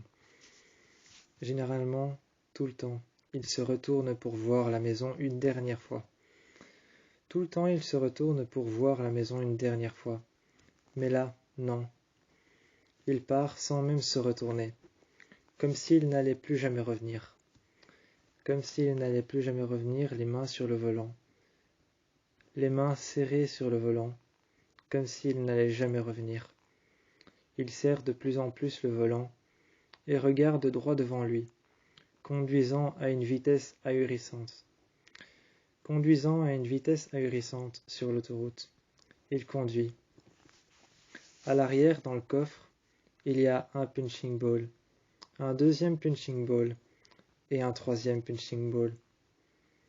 Il y a un sac en tissu, un sac de sport. Il y a un sac de sport Nike à l'arrière, un sac de sport Nike noir avec l'insigne Nike qui est en blanc. À l'arrière, il y a aussi des tonnes de sable, du sable et encore du sable. Du sable qui a été mis dans des bacs. Que va-t-il faire de tout ce sable? Il ne le sait pas lui-même. Tout ce qu'il sait, c'est qu'il a besoin de sable. À l'arrière, il y a aussi une chaise pliante. Il y a aussi un miroir, un autre miroir et un autre miroir. Il y a aussi une vitre et une autre vitre. Les miroirs sont posés sur les vitres. Il y a 3 vitres et 3 miroirs. Il y a la chaise dépliante posée sur les vitres et les miroirs. Juste à côté, il y a le sac de sport. Il y a le sac de sport en tissu, légèrement déchiré, un petit peu déchiré, effrité sur le côté, déchiré. Sur le côté, ce sac de sport est un petit peu déchiré. Il y a l'insigne Nike blanc sur le côté est parfaitement bien mis. Celui sur l'autre côté, le côté droit, est un petit peu enlevé et décousu. Celui sur le côté droit est un petit peu décousu, un petit peu enlevé. Celui sur le côté gauche est un petit peu enlevé et décousu. Celui sur le côté droit, lui, il est parfait. Le sac de sport est juste à côté des punching balls. Les punching balls, il y en a 3. Il y en a un 4e qui est déchiré. Que va-t-il faire de tout ce sable? Il se pose encore la question. Arrivé à la maison, il passe une corde au-dessus. Il y a des poutres au-dessus, des poutres en métal. Et il y a aussi des planches en bois. Il y a plusieurs planches en bois, assez solides, pour pouvoir y passer une corde. Il y passe une corde et fait un nœud. Il la passe plusieurs fois, et il la laisse tomber de l'autre côté. Il la rattrape et serre en accrochant à un mur. En accrochant à un mur à une fenêtre qu'il a fermée. Il ferme, et avec un système de poulies, la fenêtre qui descend. Il ferme la fenêtre et resserre la corde. Il ferme la fenêtre et resserre la corde d'un système de poulies qu'il a fabriqué avec la corde qu'il a passée juste au-dessus de la poutre. La poutre en métal se resserre et la corde se resserre. La poutre en métal reste neutre et rigide. Elle reste neutre et rigide, la poutre en métal, qui est un peu rouillée. La poutre en métal est un peu rouillée. Cette poutre, il la regarde longtemps. Elle est rouillée. Elle est de la couleur de la rouille. À l'intérieur, ça sent le métal et l'eau de mer. À l'intérieur de la maison, ça sent le bois pourri, le métal, l'eau de mer, voire peut-être un peu le sang. Il regarde la maison autour de lui comme s'il était apeuré. À l'intérieur de sa bouche, il a le goût du métal et du sang. À l'intérieur de la maison, ça sent l'eau de mer, ça sent l'humidité, ça sent le bois qui est rongé. Ça sent le bois pourri, le bois rongé, ça sent l'humidité, ça sent l'eau de mer et le métal. Il passe alors un sac autour. Il le remplit de sable et commence à frapper dessus. Il frappe dessus après l'avoir rempli de sable. Il prend son sac de sport, le dépose par terre et l'ouvre. Il l'ouvre sans réfléchir, d'un regard vide, il regarde à l'intérieur. D'un regard vide, il regarde à l'intérieur. Il sort des gants en cuir, des mitaines. Il sort des mitaines, des gants en cuir, et il commence à frapper. Des mitaines renforcées. Ce sont des gants en cuir, des mitaines renforcées qu'il met à sa main. Il les scratche avec un scratch autour de son poignet, et commence à frapper sur les sacs de sable. Il frappe sur les sacs de sable, et va chercher ensuite dans la voiture, en ouvrant le coffre dans la voiture, il va chercher la chaise. Il déplie la chaise, énervé. Il regarde les vitres. Une par une, il pose les 3 vitres. Un par un, il pose les 3 miroirs. Sur le même mur. Sur le même mur, il pose les 3 miroirs. Sur le même mur, il pose les 3 vitres. Devant et derrière. Les miroirs devant et les vitres derrière. Tellement énervé qu'il ne réfléchit pas. Le regard dans le vide, il déplie la chaise et les lance sur les vitres et les miroirs. Elles se brisent toutes, ils se brisent tous, et il ramasse les éclats. Il commence à pleurer en ramassant les éclats par terre, et il frappe. Peu à peu, plus il frappe, plus il imagine l'expérience qu'il a fait avec les filles dans cette maison, où il a dû s'exprimer visuellement, où il a dû s'exprimer vocalement, et où il a dû s'exprimer avec les mains. Et c'est comme ça qu'il s'est fait mal et qu'on a dû le recoudre. Quand on est parti chercher, il traînait des genoux par terre. Quand on est parti chercher, il traînait des genoux par terre. Il était dans la maison abandonnée, ramassant des morceaux de verre, ramassant des morceaux de miroir, avec un morceau de miroir qu'il serrait très fort dans sa main. Ce morceau de miroir qu'il serrait très fort dans sa main le faisait saigner. Il avait déjà la paume de la main ouverte et le bord de son pouce ouvert. Le bord de son pouce était ouvert, sa main était ouverte, et il serrait très fort. Il serrait très fort ce morceau de miroir. Très fort, il serrait ce morceau de miroir. Entre son index et son pouce, c'était ouvert. C'était ouvert entre son index et son pouce. La paume de sa main était ouverte, et il était en train de traîner les genoux par terre.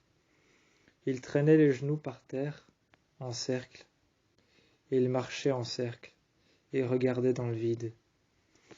Il regardait dans le vide, par terre. Il était désespéré. Il était désespéré et ramassait les morceaux de verre, un à un. Un à un, il les ramassait, et il les mettait dans une boîte qu'il traînait avec lui. Cette boîte qu'il traînait avec lui, il mettait les morceaux de verre à l'intérieur. On est rentré et on l'a pris par les épaules. On l'a regardé s'effondrer en larmes, se remettre sur le côté, se remettre en question. Se remettre en question sur le côté, se remettre sur le côté, se reculer. À côté de la porte de sortie, à côté de la porte à l'arrière, il s'est reculé et se remettait en question surtout. Qui suis-je? Qu'est-ce que je fais ici? Pourquoi je pleure? Toutes ces questions qu'il était en train de se poser tout haut. Pourquoi je pleure? Qui suis-je? Qu'est-ce que je fais ici? Qui êtes-vous? Il nous a regardés avec tellement de larmes dans les yeux qu'il ne nous voyait plus. Il nous expliquait que pour lui, il nous regardait avec tellement de larmes dans les yeux qu'il ne nous voyait presque plus. Alors, il s'est expliqué. Il s'est expliqué que pour lui, Sikaël était le frère de Samuel, parlant de lui à la troisième personne. Parlant de lui à la troisième personne, il s'est expliqué et il a dit, Sikaël est le frère de Samuel. Il va falloir qu'il parte. On l'a regardé et on s'est mis accroupi par terre à côté de lui. Accroupi par terre à côté de lui, on a dit, Kaël est le frère de Samuel. Mais c'est pas pour ça qu'il doit partir. On est resté à côté de lui et finalement il s'est couché. Il s'est mis sur le flanc. Il s'est mis sur le flanc gauche, allongé par terre avec son jeans noir déchiré. Ses genoux qui saignaient.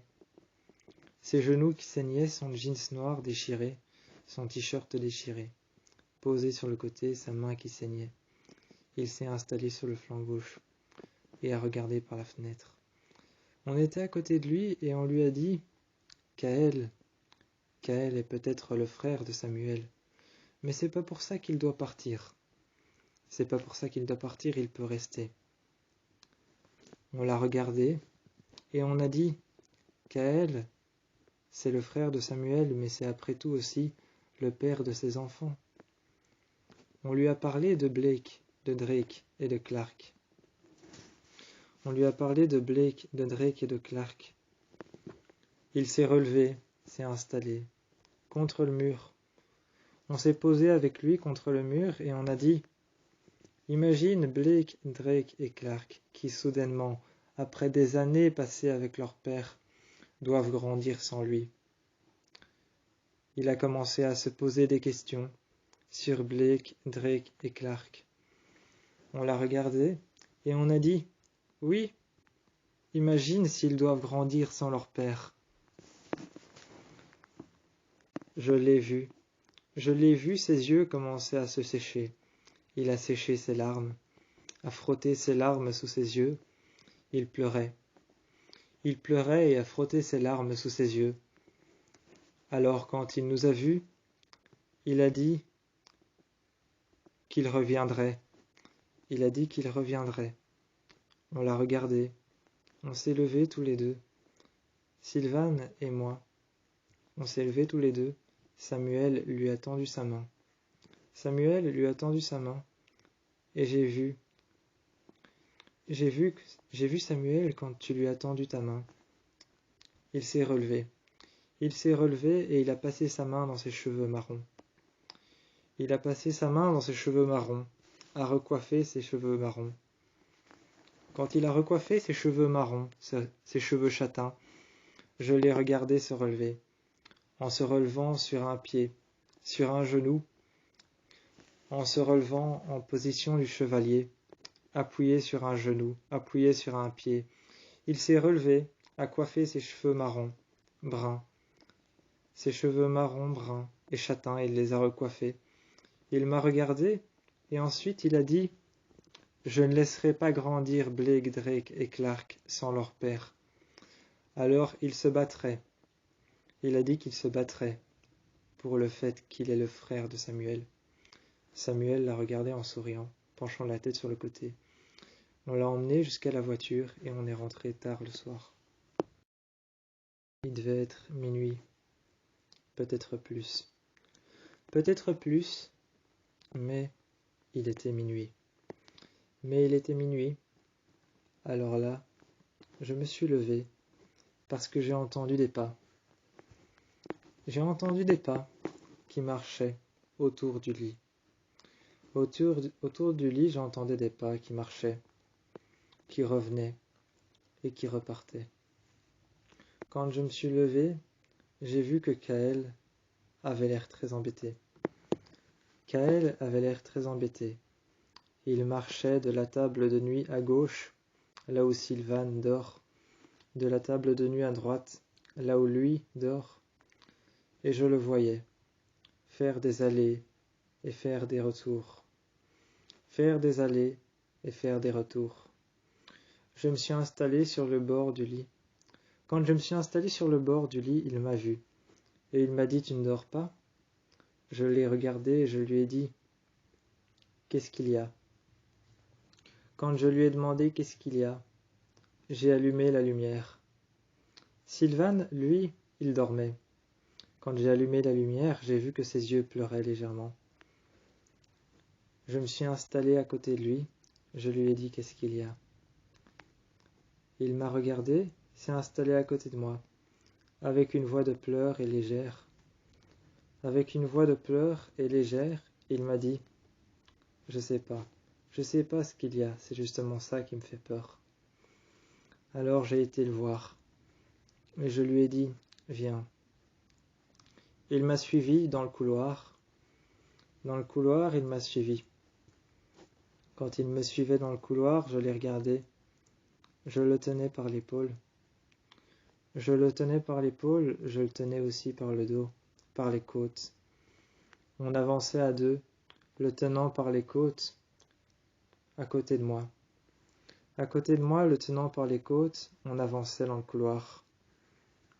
Alors je me suis arrêté. Je me suis posé, assis contre un mur.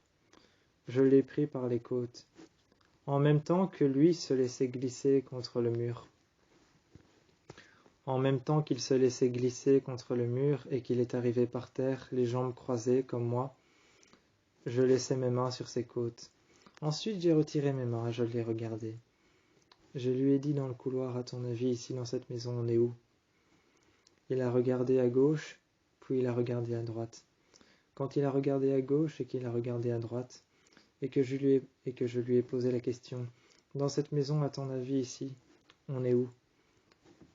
Il a regardé. Ensuite, il a levé la tête, et grâce à la porte, il s'est repéré. Il a souri, et j'ai vu qu'il y a une larme qui est tombée de son œil droit. Une larme est tombée de son œil droit. Penchant la tête en avant, elle est arrivée sur sa jambe.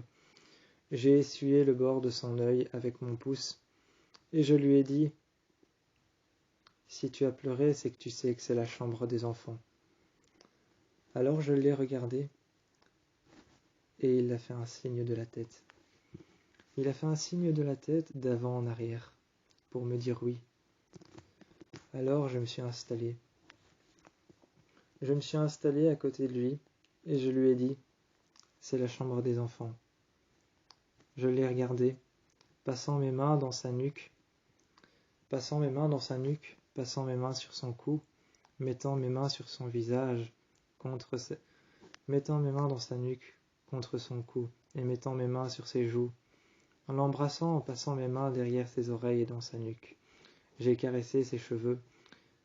J'ai éloigné ses cheveux de son visage, qui passait légèrement devant ses yeux. J'ai éloigné ses cheveux de son visage. Je l'ai recoiffé, et je l'ai embrassé. Devant la porte des enfants, quand je l'ai embrassé devant la porte des enfants, je lui ai dit « Clark, Blake et Drake ne peuvent pas vivre sans toi. » Je lui ai dit que Clark, Blake et Drake ne pouvaient pas vivre sans lui. Alors il s'est regardé. Il s'est regardé dans le reflet de mes yeux. Dans le reflet de mes yeux, à la lumière tamisée du couloir, il s'est regardé. Il a regardé dans le couloir, tout au fond, la lumière allumée dans le salon. La lumière allumée dans le salon, il l'a regardé tout au fond, et puis il s'est retourné vers la porte. Il a dit que c'était vrai, Clark, Blake et Drake ne pouvaient pas grandir sans lui. Je lui ai murmuré à l'oreille en le réembrassant une nouvelle fois. En le réembrassant une deuxième fois et une nouvelle fois, je lui ai murmuré à l'oreille que c'était lui le plus paternel de nous deux. Je lui ai dit que de nous trois, c'était lui le plus paternel. Alors Blake, Drake et Clark ne pouvaient pas grandir sans lui. Il a commencé à marcher avec moi dans le couloir, il faisait nuit, et je me suis installé dans le lit quand on est revenu dans la chambre et il m'a regardé. Il m'a dit merci, a fermé les yeux, s'est réveillé le lendemain matin et est allé réveiller Blake, Drake et Clark. Très calme, une psychologue vient s'asseoir. Je lui ai ouvert la porte. Très calme, elle vient s'asseoir et elle me regarde. Elle me regarde et quand elle m'a regardé, j'étais tout de suite rassuré. Elle me regarde et je me sentais tout de suite rassuré. J'ai donc regardé Kaël qui était sur le lit. J'ai donc regardé Kaël qui était sur le lit et je me sentais tout de suite rassuré quand elle m'a regardé. J'ai pris son manteau, sa veste et j'ai pris son sac. J'ai posé son sac à côté de Kaël qui était assis dans le salon. Plus loin, pendant que je parlais avec elle, il s'était déjà déplacé jusqu'au salon. Il s'était déjà déplacé jusqu'au salon. Il n'y avait que quelques mètres. Alors je le voyais marcher, avec un livre en main, et il est allé s'asseoir sur le premier fauteuil. Il s'est assis sur le premier fauteuil avec un livre noir en main, et il a commencé à le lire. Il a commencé à lire son livre noir, un polar policier. Il a commencé à le lire et l'a ouvert Il a commencé à le lire et l'a ouvert à n'importe quelle page. Quand il a commencé à lire le livre, le polar, quand il a lu le polar policier, à n'importe quelle page, il a ouvert le livre. Il a commencé à le lire. Et je l'ai regardé. Je savais qu'il ne lisait pas réellement les mots, mais qu'il avait pris ce livre simplement pour être occupé de quelque chose. Alors il m'a regardé, a levé la tête, mais a tout de même fait semblant de lire le livre. Alors j'ai déposé la mallette. Je l'ai regardé, et en même temps de faire le geste de déposer la mallette par terre, en même temps que je déposais la mallette par terre, je l'ai regardé. En même temps que j'ai déposé la mallette par terre, je l'ai regardé. J'en perdais mes mots, parce que je voulais lui dire quelque chose. Je voulais lui dire quelque chose, mais j'en perdais mes mots. Je l'ai regardé. J'ai posé ma main sur sa main. Et lui m'a regardé. Il s'est saisi, a tourné la page à laquelle il était, a fermé son livre et l'a posé sur la table. La jeune dame est venue s'installer. C'était une jeune femme, croisant les jambes avec ses chaussures à talons aiguilles. Croisant les jambes avec ses chaussures à talons aiguilles et la semelle rouge, je l'ai regardée. Je me suis avancé auprès d'elle, et elle a commencé à prendre son stylo qui était posé sur la table. Son stylo était posé sur la table juste à côté de deux verres vides qui étaient à moitié remplis d'un alcool blanc. Un alcool blanc et transparent comme de l'eau, les verres à moitié remplis. Elle m'a regardé, je lui ai servi un verre. Elle m'a regardé, et je lui ai dit « Ne vous en faites pas, c'est pas un alcool très fort. » Quand je lui ai dit « Ne vous en faites pas, ce n'est pas un alcool très fort », elle m'a regardé. J'ai pris mon verre, j'ai pris son verre, je lui ai donné. J'ai demandé à Kaël s'il voulait boire quelque chose. Il m'a regardé. Je lui ai apporté un verre. Je lui ai apporté un verre d'eau simple. Parce que je savais que Kaël, quand il était triste comme ça, il ne boirait pas d'alcool. Je savais que Kaël, quand il était triste comme ça, il ne boirait pas d'alcool, sachant même qu'en plus il était triste et énervé.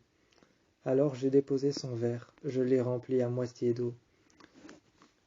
Comme je fais toujours, je prends un verre, je l'ai rempli à moitié d'eau. Je plie mon pouce de manière à ce qu'il soit plié en angle droit, et je le mets sur le côté du verre, contre la paroi.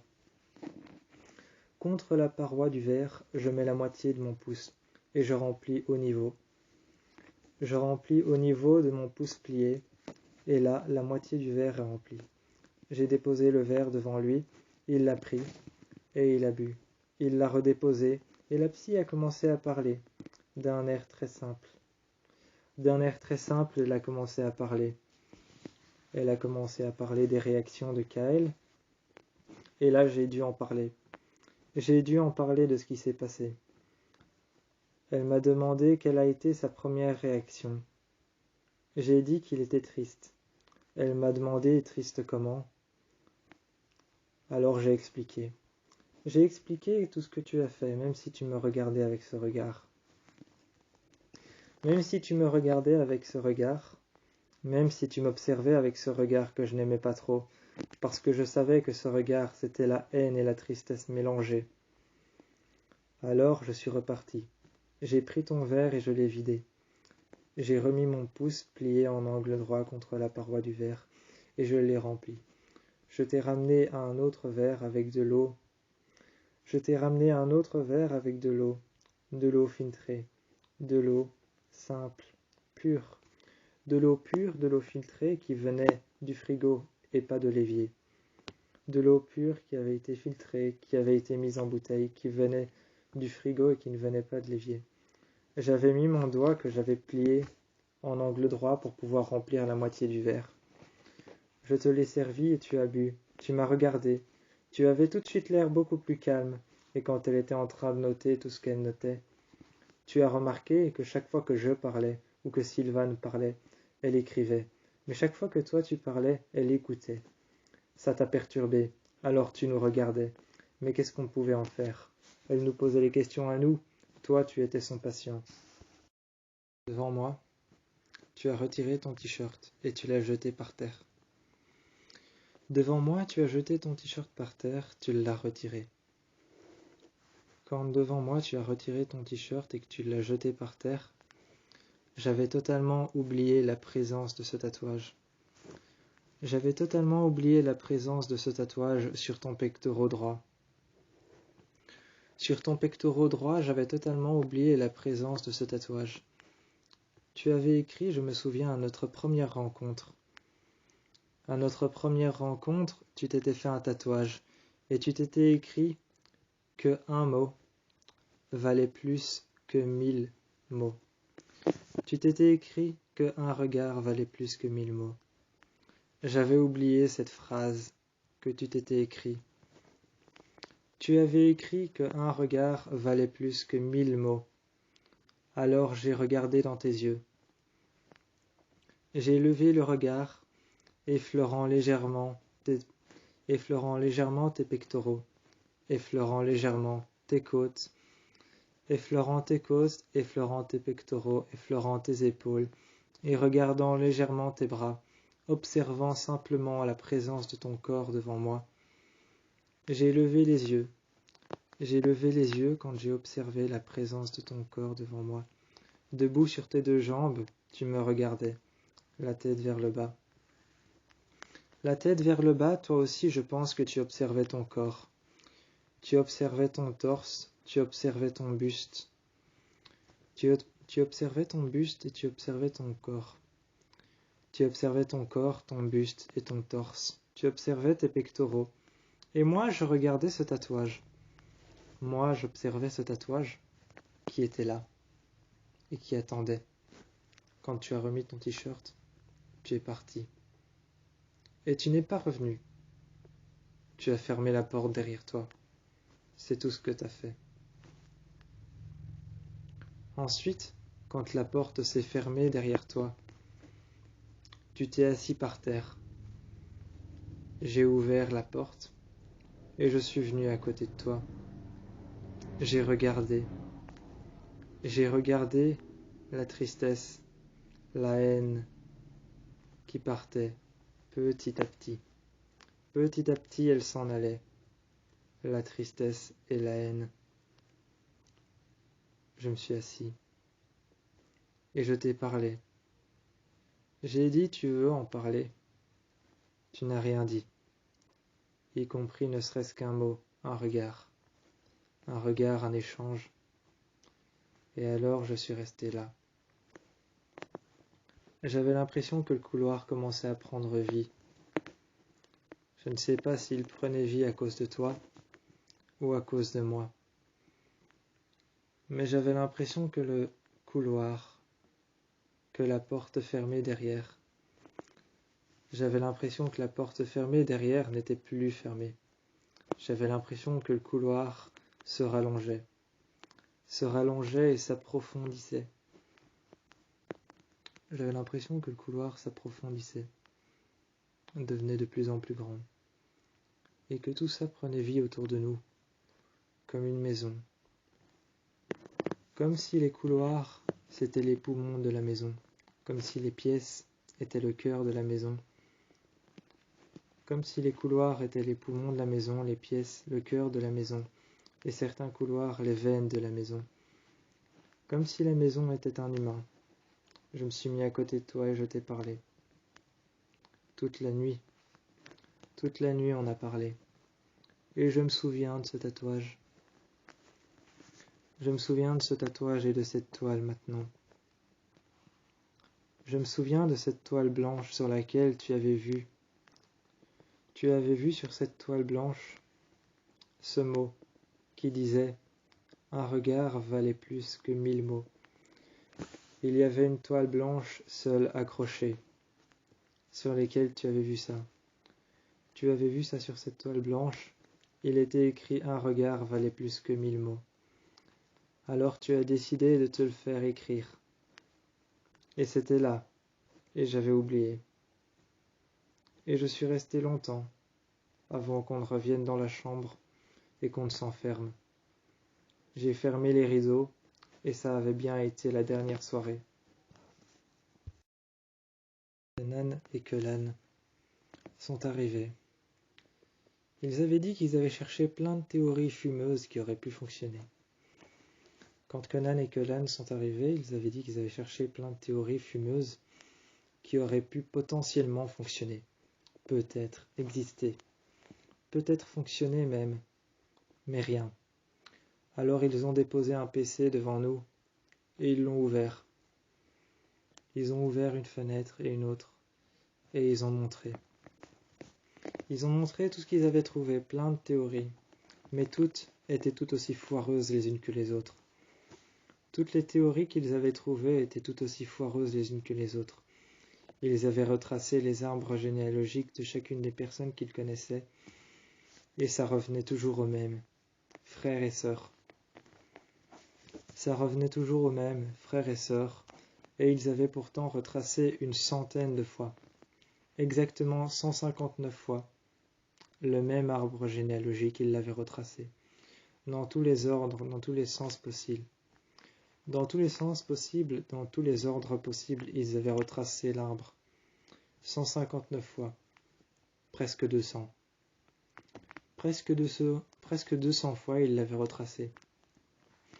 Ils avaient déposé alors l'ordinateur, et ils avaient montré ce qu'ils avaient trouvé. Un compte. Ils avaient trouvé un compte fictif. Ce compte fictif téléchargeait des données qui étaient au préalable faites à l'avance. Ce compte fictif téléchargeait des données au préalable qui étaient déjà faites à l'avance. Et cette donnée, la dernière donnée qui avait été mise dessus, c'était toi, Kael. C'était toi, et en fait, ce n'était que des foutaises. Ce n'était que de la merde. Ce n'était rien d'autre que des choses qui n'existaient pas. Ça avait été inventé, mise sur page par quelqu'un. Et ça avait été tellement bien conçu qu'on ne s'en est pas rendu compte. La première chose qui avait été écrite, c'est que tu avais un lien de parenté avec Samuel. Alors on n'avait pas compris pourquoi au début, mais on a cherché et cherché toute la nuit. Toute la nuit, on est resté sous une lampe de chevet. Toute la nuit, on est resté assis par terre sous une lampe de chevet, avec nos PC sur les genoux. Toute la nuit, nos PC sur les genoux, on est resté dans une chambre d'hôtel, avec la lampe de chevet allumée. On avait les jambes croisées contre le lit qu'on n'a jamais utilisé, si ne serait-ce que pour mettre les bagages. Ou alors seulement pour mettre les bagages et les valises, on a utilisé le lit simplement pour ça. On est resté contre le lit toute la nuit. Toute la nuit, pendant 7 heures, on est resté contre le lit, avec nos PC sur les genoux, et on a travaillé avec nos souris, par terre. On s'est assis de temps en temps sur le lit, on s'est allongé, travaillant avec nos souris, avec des livres, avec des feuilles de papier, refaisant des schémas par centaines, refaisant des schémas d'arbres généalogiques par centaines, refaisant des schémas, et des schémas, et des schémas. On avait encore continué à essayer de dessiner. Par centaines et par centaines, on avait dessiné des schémas différents. On avait commencé par celui de Kael, ensuite on avait commencé par celui de Samuel, puis celui de Sylvan. Et on avait fait tous les arbres généalogiques possibles. On avait fait les 3. On avait fait celui de Samuel en premier, qu'on a fait au moins 400 fois. 422 fois. Celui de Samuel, on l'a fait au moins 422 fois. Celui de Kael, on l'a au moins fait 200 fois. 159 fois à la base. Et celui de Sylvan, on l'a fait 356 fois. On a fait ces schémas autant qu'on pouvait. Et on est finalement tombé sur ce compte. Ce ne sont que des conneries, des foutaises, de la merde. Des choses qui n'existent pas, de la merde, des foutaises, des conneries. Des choses inventées par des gens qui vont bientôt finir en prison. On a filé au commissariat. Ce soir-là, on a filé au commissariat. Et on a montré ça à la police. Il ne fallait plus que maintenant trouver la personne qui a fait ça. Plus loin, plus tard. Et plus loin, plus tard, dans la soirée, un jour. Un jour, plus tard, dans la soirée, on a fait cette photo. C'était un dimanche. C'était un dimanche et il y avait un photographe au bout de la rue. Au bout de la rue, il y avait un photographe professionnel qui travaillait le dimanche. J'ai été frappé à sa porte. Quand j'ai été frappé à sa porte, la femme m'a ouvert. Elle m'a ouvert, elle m'a fait un câlin. Elle m'a tendu ses bras et je l'ai regardé. J'étais surpris de l'accueil. La femme était très aimante. Ensuite, je lui ai demandé « Est-ce que vous pouvez venir faire une photo, juste chez nous, comme ça, maintenant ?» Elle a pris son appareil, a saisi son appareil et des pellicules. Elle a saisi des pellicules et son appareil, et elle est venue. Quand elle est arrivée à la maison, elle a demandé « Qui dois-je prendre en photo ?» Blake, Clark et Drake. Blake, Clark et Drake sont arrivés. Ils se sont mis devant, et on a fait la même photo que Lana Del Rey, avec la rose en bouche et le sang qui coule sur le bord de la lèvre. On l'a installé dans le cadre qui n'avait jamais été décoré et rempli, qui était juste à l'avant, à l'entrée.